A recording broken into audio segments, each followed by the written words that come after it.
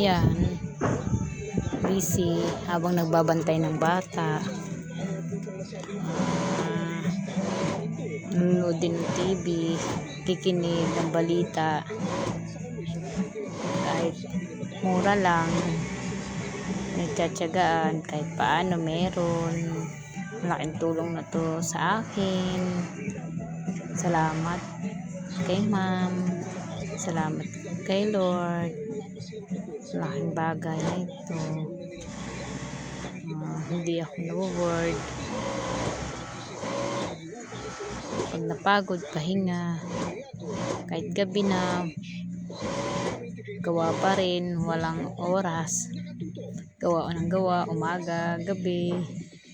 Minsan time break muna.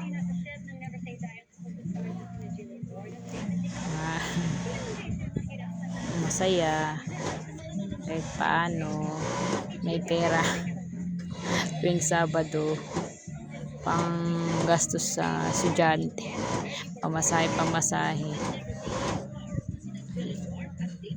Seryoso pa ako dyan.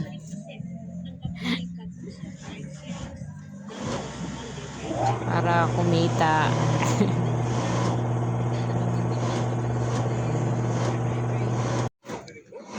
Yan, antok na yan kasi anong oras na, gabi na, mga 8 na, 8:05 ng gabi, tapos na rin yung balita. 24 oras nanood ako ngayon, pa silip-silip habang yung anak ko tulog na. Sobrang pagod sa kalaro. Hahataw ako sa paggawa para bukas medyo mabawasan na yung gagawin ko. Tingin-tingin sa TV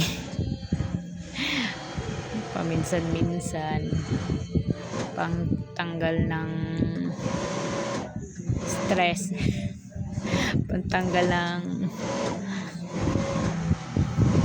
pagod, pasilip-silip.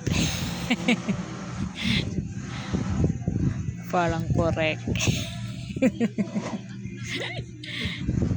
Parang may sinisilip na kung ano, yung pala nakikinig lang.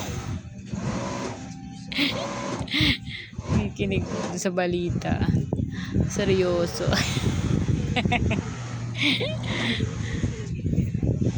Yan.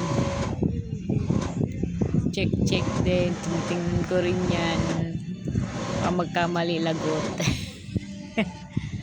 Thank you very much.